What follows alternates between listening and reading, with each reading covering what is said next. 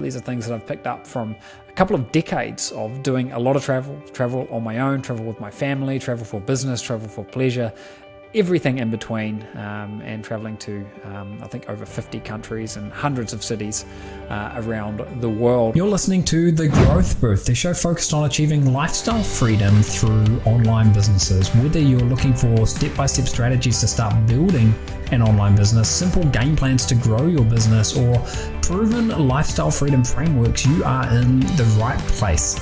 Stay tuned and be sure to join the thousands of listeners already in growth mode. Aidan Booth here, welcome to episode number 95 of The Growth Booth, where today I'm going to be talking about one of the topics that I am most passionate about, something I've done a lot of over the years, and I'm going to be sharing with you my very best travel tips, my very best travel hacks, the ways that you can live comfortably as a digital nomad and just make your life that much more simpler, easier and more enjoyable when you are traveling, be it alone for business, with your family on a vacation, or anything else for that matter. And what I'm going to do is walk you through a scenario of what I go through when I'm booking a flight, when I'm preparing to travel, when I'm actually traveling, when I get to a destination, and everything in between. I'm going to drop a whole bunch of different tools, websites, apps, and tricks that I've picked up over the years in doing hundreds of flights all over the place. Okay, so for me, it all starts with searching for flights. So I get down, I figure out that I'm going to have to travel somewhere, and I start searching for a flight. The way that I do it normally is using kayak.com. There are different websites out there, but kayak.com is a good one. Skyscanner is another one. And what these websites will do is to analyze all of the different flights that will get you from one place to another.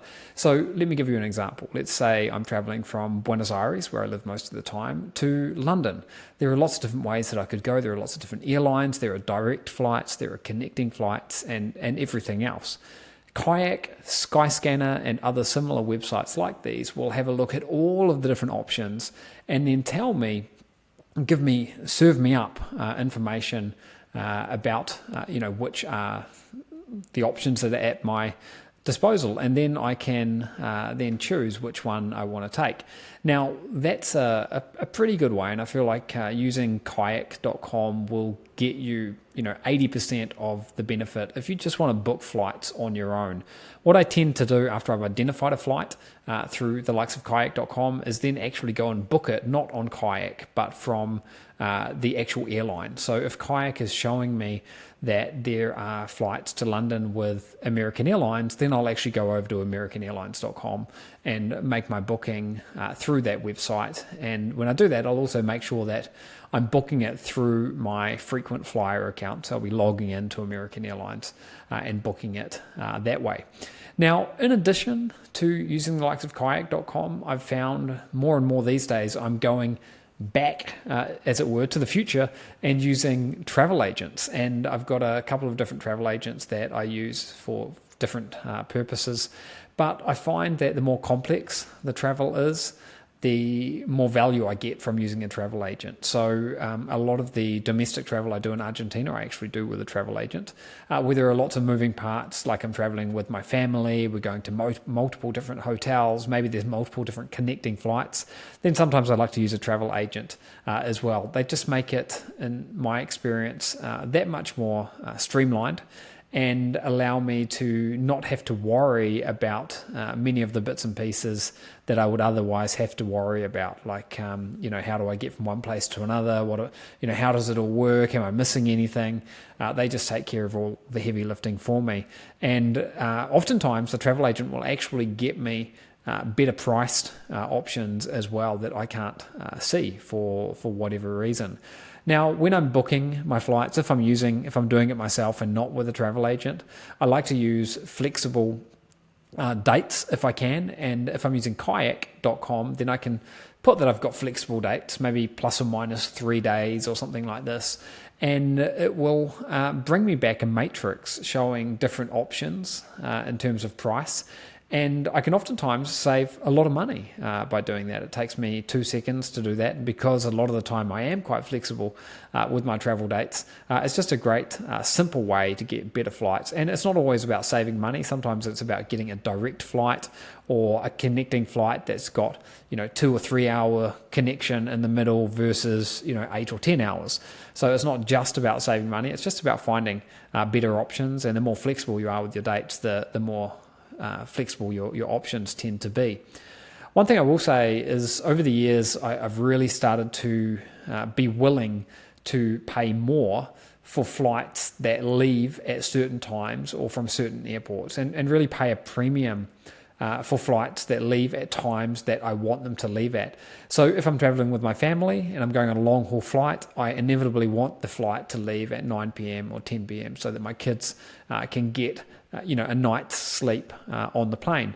However, when I'm traveling on my own, sometimes I actually like to travel through the day. So recently I was in Miami. I went to the Formula One race up in Miami, and I wanted to travel back during the day so that I didn't have a whole lost day, essentially, and I didn't have an extra night away from my family. So in that case, I actually took the option of going with a day flight to return from Miami, and that was really effective for me. In fact, I get some of my most productive work done of all time, in fact, when I'm flying. So I definitely look at flight times. I think these do matter, and I take them into consideration when I'm buying my flights. The other thing I'll say is whoever you're flying with, make sure you download the app that they've got. So there's an American Airlines app.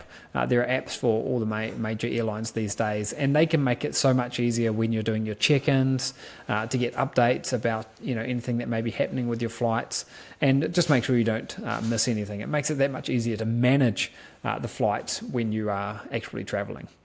Now, the second tip that I've got for you is related to insurance. Back in the day, 15 plus years ago, or maybe 10 plus years ago, I used to use a company called Nomads, but I found that they got very expensive for what they were actually offering. And recently, maybe 5 or 6 years ago, I found another company called IMG. Now, IMG provide, in my experience, really pretty good cover, especially for medical. And I've actually had to make a couple of claims with them. I've traveled a lot and I have only made a couple of claims. But once on a recent trip a few months ago, my daughter got sick and we had to take her to a hospital in Switzerland. We took her into the hospital there, the children's hospital. We paid about $500, $600 for her to be seen by a doctor.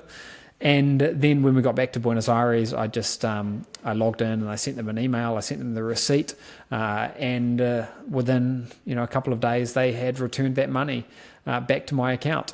I've also used them myself when I've traveled to the United States, and I had a throat infection of some kind, and I had to go to the doctor and get antibiotics and so on and so forth. And the same thing applied. Really, really easy, simple to use. The things that I like most about the IMG insurance, however, is not that I can get my money, I can make a claim, because that's why these companies exist.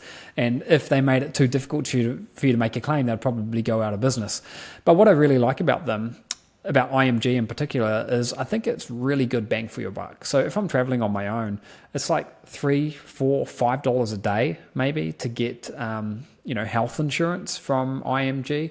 If I'm traveling with my family, then it might be like $3 or $4 per person per day, but that's for quite comprehensive insurance. Now, you can also add on insurance to cover different items as well. So if you want to have, theft insurance or damage insurance or lost luggage insurance, you can add all of that on.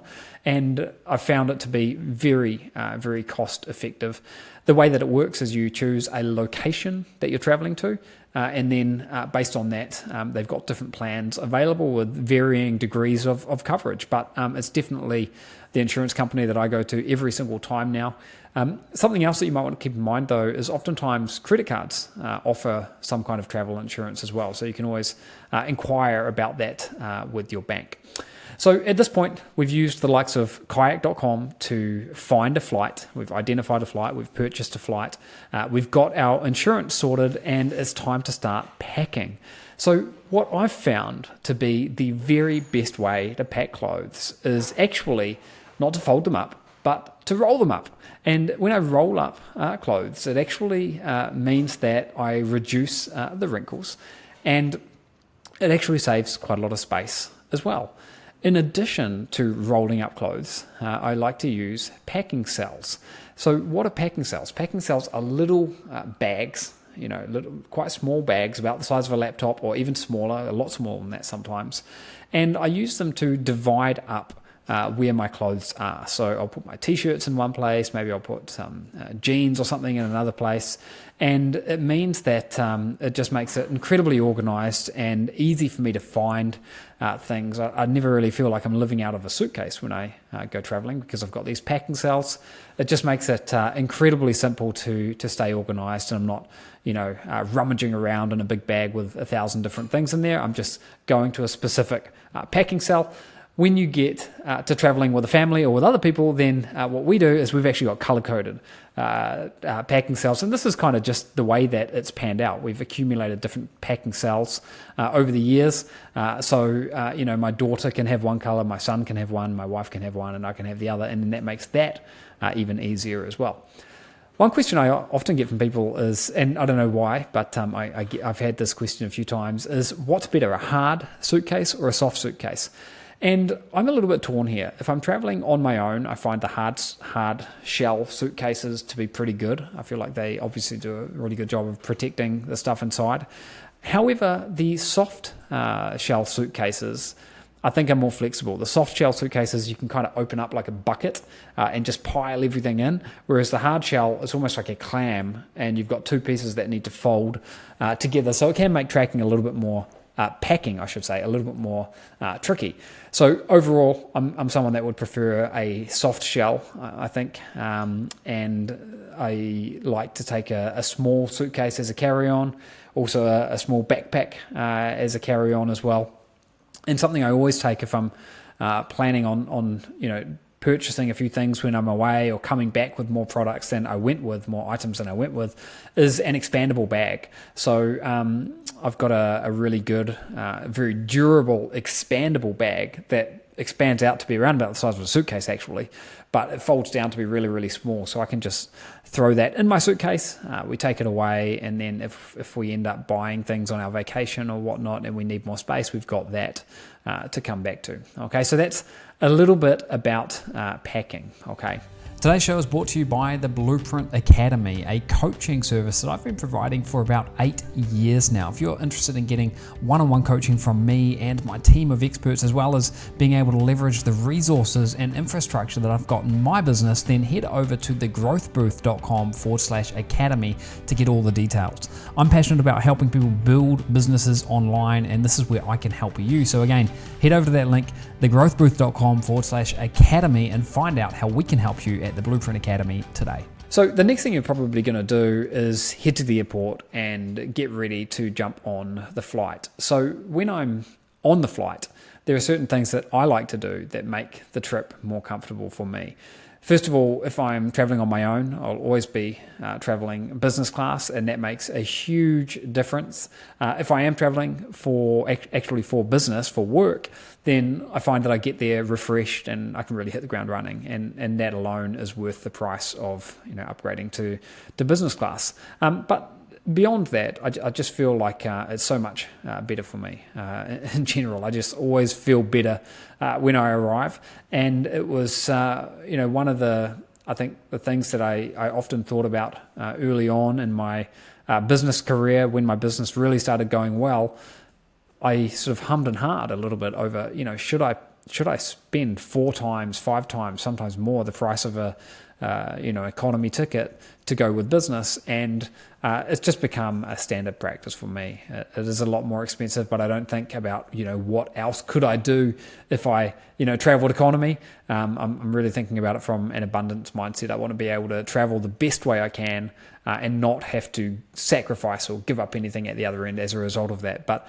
obviously, depending on the situation that you're at, you might need to adjust that to fit your needs. But in my personal situation, I like to travel business, and what I'll do is I'll take noise cancelling headphones. I used to take the over-the-ear headphones. I've had different ones. I've got the Apple ones actually up on the shelf here behind me, which I use quite regularly. I've got Bose over-the-ear headphones as well. But the ones that I use when I'm flying are actually the little AirPods, the little tiny inner ear ones that Apple have come out with. And I find that for me personally, the noise cancelling on those things is amazing, and it can just slip into my pocket. It doesn't take up such a huge amount of space like the over-ear noise cancelling headphones used to. If I'm traveling on my own in business class, I won't take a neck pillow, but if I'm traveling with my family or something and we're not in business class, then I will absolutely take a neck pillow. My wife likes to use eye masks to give some darkness. I personally don't use that. I do, however, like to take an iPad with me and make sure I've downloaded entertainment, so I'm not relying on the in-flight entertainment system, which can be a little bit hit and miss whether or not I can actually find something that's any good. And at least I know if I've got my own iPad, I've got my own headphones, then I'm going to have good audio and I'm going to be able to enjoy that. So these are small things, and these are things that, like I say, have come with doing dozens, probably hundreds of long haul flights at this point. The other thing that I do, so I mentioned that I have a carry-on suitcase. I also have a small carry-on backpack. And I like to have that backpack down at my feet so I can easily get into things without having to stand up and get into the overhead lockers. So I have a small flight bag, as I call it. I leave it at my feet, and it's got all my essential, requirements in there. Maybe it's where I'll put my phone in there. I might have a snack or something in there. I might have an iPad in there. Maybe if I'm traveling with my computer, I might have a computer in there. And I find that convenient to have at my feet throughout the flight, so I don't have to be rummaging in the overhead lockers. The other thing that I like to do to give me a little bit more comfort on flights is to pre-book my meal in advance. Now, this is something that you can often do from logging on to the airline where you actually purchase the ticket. Sometimes they'll let you pre-book the meals in advance.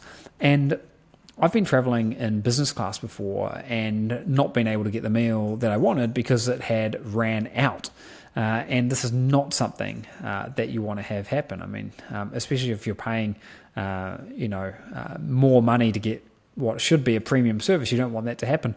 But in economy class as well, oftentimes, I think almost all the time, they've got a certain amount of each type of food on the menu available.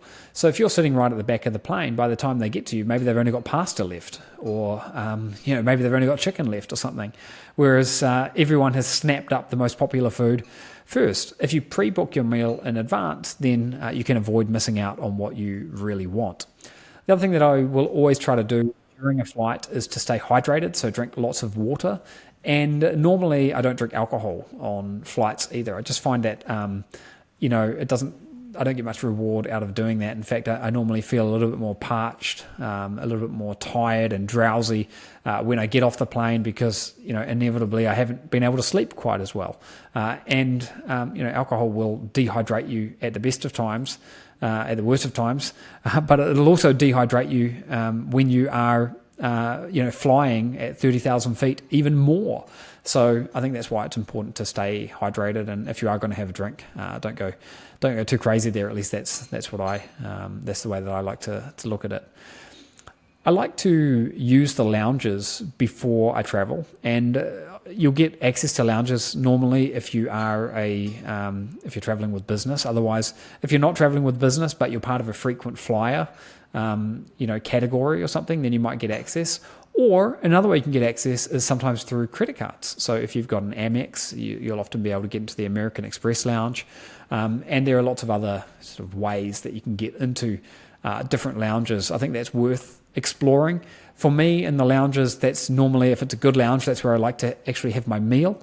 And if I'm leaving on a late night flight, like if I'm leaving Buenos Aires at 10 p.m., I would much rather have a meal in the lounge with good food from the lounge before I board the flight. And this will allow me to, just to eat, before traveling. And I think I tend to get a better sleep. But that will kind of depend a little bit on what time the flight is actually leaving. That's something I do on the flights that are leaving much later at night. What else have we got here? Well, there's another app that you can use, and it's called Flighty. Now, Flighty will give you more information about your flight, or it's available on the PA systems. So you can find out whether or not you're going to have a delay on your flight before you actually might find out any other way. I don't know exactly how it works, but it works, and it works pretty well for the most part.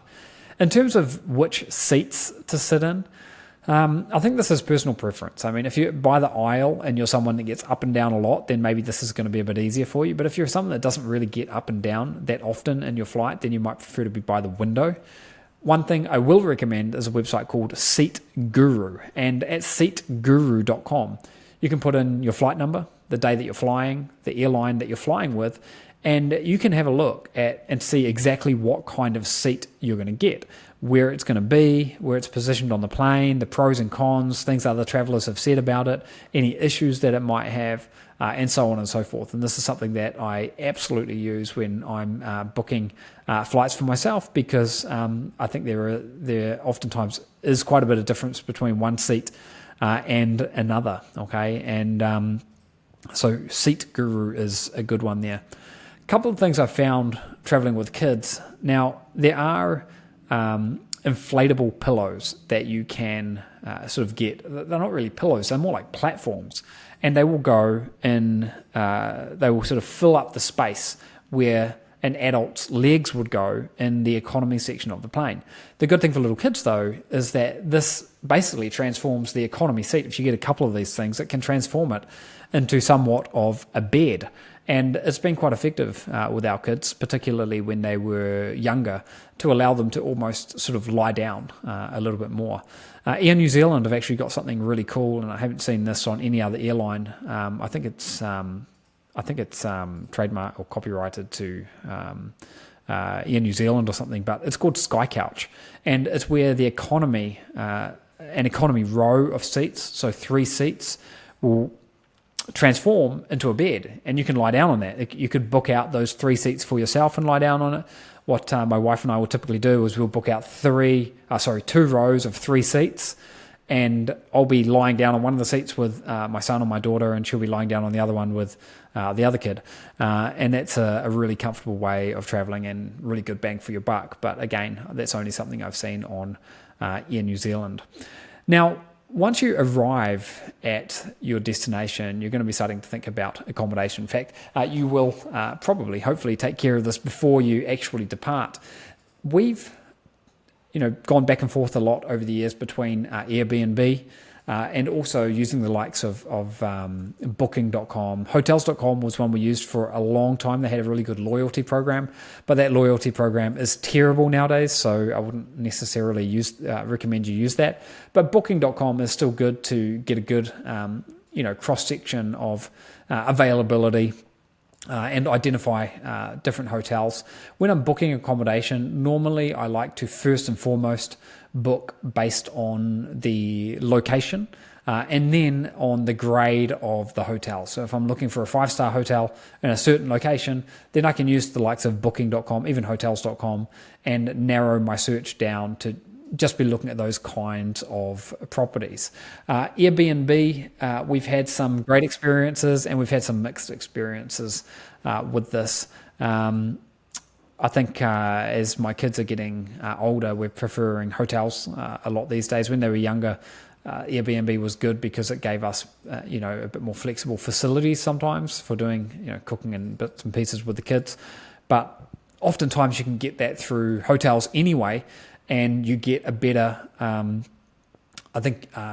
there's more clarity around what you're actually going to get, whereas Airbnb can be a little bit hit and miss sometimes.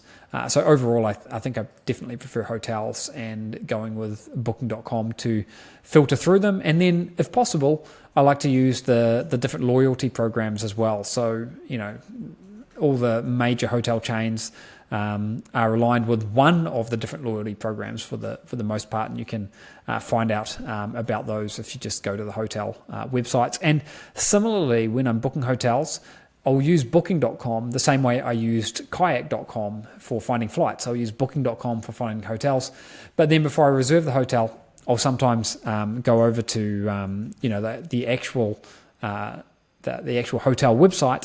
And sometimes I'll book through there. I feel like I can get a better service by doing that. And by the way, all of this research and administration is something that you can have someone else doing for you. I'm just sort of walking you through the process so you can see how I do it. But it's not always a case of me doing it. Sometimes I'll have a virtual assistant doing it. Sometimes I'll ask a travel agent to take care of it for me. But the general process is like what I'm sharing with you here. Now, a couple of other things when you're thinking about hotels. Most of them have some flexibility around check-in and also check-out. So I will normally, if I'm arriving early, I'll ask for an early check-in.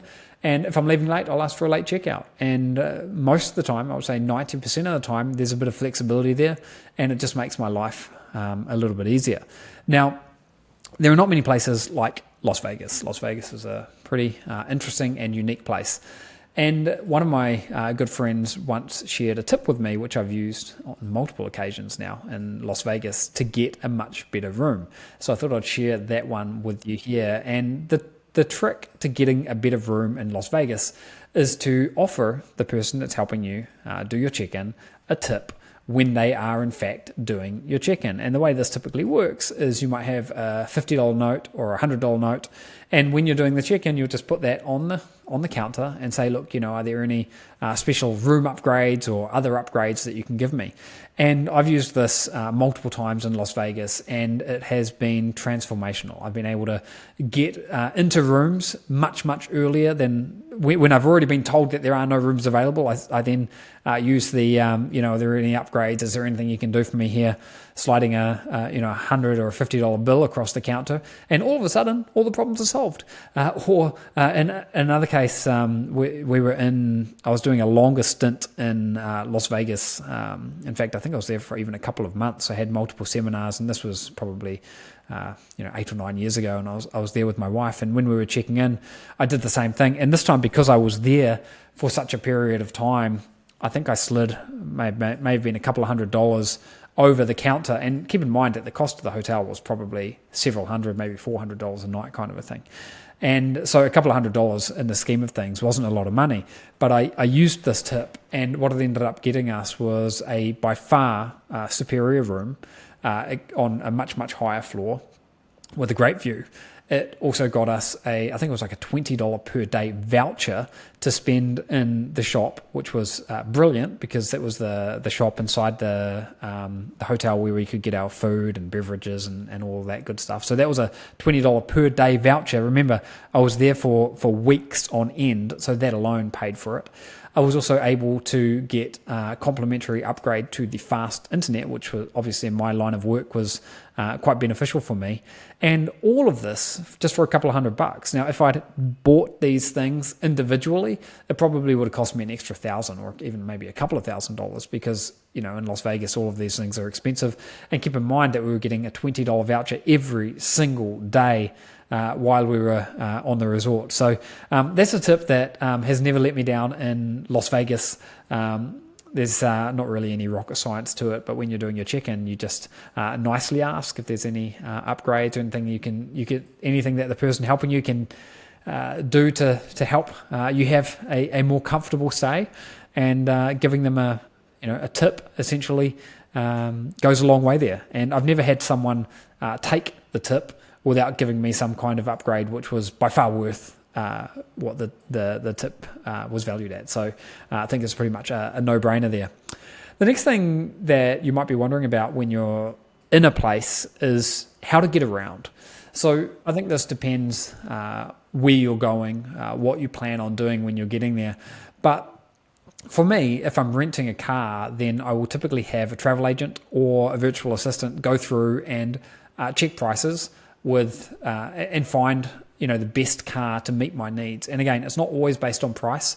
In fact, one of the criteria that I have is if I'm renting a car, I want to be able to pick it up right from the terminal. I'm done with traveling 20 or 30 minutes in a shuttle to get to my rental car. I just want to be able to land, go and get the car key, and be off in a flash. So I want to make sure that if I'm renting a car, I can get it from the actual airport terminal, and that's the first thing. If I'm doing this myself, I'll typically identify, what are the top, 3 or 4 big car rental companies that the airport has, and then I'll just quickly check each one, or otherwise I'll have my virtual assistant or travel agent actually do that for me, and then I can, very quickly identify what the options are and go with one of those. The car rental companies have loyalty programs as well. Quite often they're tied to the airlines, so there's an opportunity there to get some extra bonus frequent flyer points. And then if you're not renting a car, look at the likes of Uber. So this will also depend on sort of where you are in the world, but anytime I'm in the United States, I use Uber a lot. And if I'm on foot or using subway systems and so forth, then City Mapper is a fantastic app. It's you might think, why would I use City Mapper if I can just use Google Maps? City Mapper is so good because it gives you all the different options that exist in a local area. Now, City Mapper is not for every single city in the world, but it's probably got the top 100 cities or something, that tourists go to. And I found it to be incredibly good, whether I'm on foot, whether I'm on a bike in Paris like I was recently, whether I'm using subway systems, taxis, Ubers, whatever it might be. So City Mapper is really good. The next thing that is a consideration for me when I'm traveling is where am I going to be eating? Now, I like to use apps and really lean into reviews. So if I'm going to go to a restaurant, I want to make sure that it's got really good reviews. And I like to use Google for this. I'll also have a look at Yelp sometimes. It's good for identifying, restaurants in certain areas. And then I'll do my booking quite often with an app called OpenTable. And again, these kind of apps vary where you are in the world, but these are the ones that I normally use. Yelp, Google, OpenTable, and I will book based on ratings. And I think over time, I've got a little bit more pickier. I've got higher expectations of what I want from my food. But I think if I'm just traveling and I'm out and about and I'm going somewhere new, if I can, it takes me 30 seconds to find something which has got really good reviews, and then I know I'm going to get a good meal and enjoy it that much more. The final few things I've got for you here today that sort of fall into the miscellaneous bucket, if you like, are one relating to money. So you want to make sure you notify a bank before you travel, because if you start using your credit card halfway around the world, then don't be surprised if your credit card gets locked down. That's not what you want. It can look like someone's stolen your credit card, and you don't want that to happen to you when you're traveling. So just notify the bank before you go where you're going to be going.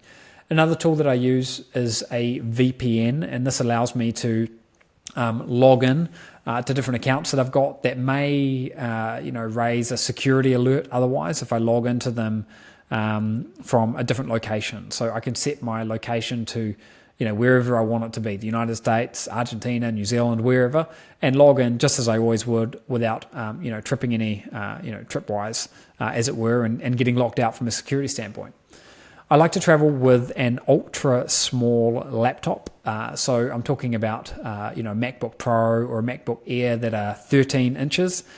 So it's around about the size of the iPad Pro, which is something else which I find quite good to travel with. It's super lightweight. I mean, especially the MacBook Air, and it doesn't have to be an Apple product. There are, similar products out there from Asus and Samsung and all the PC brands as well. The point is, a lightweight, slim laptop is absolutely the way to go. I also like to get international roaming. This is something I set up before I leave, and this is probably different country to country, but where I am in Argentina, I can just add a simple pack, and that'll give me unlimited bandwidth and roaming capability. and I don't have to worry about getting a local SIM. I used to sometimes get a local SIM, but the international roaming seems to have gotten so much better these days that I don't need it anymore. And the other thing I'll mention is, if I am in a place for an extended period of time, sometimes I look at getting another phone number. And with the latest smartphones, I use an iPhone. With the latest iPhones and smartphones in general, you can have multiple phone numbers on the same phone now. So when I was in New Zealand over the summer, the New Zealand summer, I could have a New Zealand eSIM. It's not a physical SIM. It's just a New Zealand phone number on my phone. Still have my Argentine phone number. I could have multiple different phone numbers if I wanted, all coming in to the same device. And I found that to be quite effective as well when I'm going to be in a place for a period of time. So look, this is a bit of a brain dump of travel hacks. I hope you found it useful. These are things that I've picked up from a couple of decades of doing a lot of travel on my own, travel with my family, travel for business, travel for pleasure, everything in between, and traveling to, I think, over 50 countries and hundreds of cities around the world. I would love to know what I've missed. So as always, make sure you comment on social media, send me a private message, send me an email. I'd love to hear what your favorite travel hacks are and find out how I can sharpen my sword, as it were, with regards to travel. So thanks for listening. As always, you can get the show notes over at thegrowthbooth.com. Navigate to episode number 95. You'll get a transcript of this. You'll see links to all of the different services and tools that I've recommended. And I hope that this makes your traveling that much more comfortable and that much more enjoyable. I'll see you on the next episode of The Growth Booth.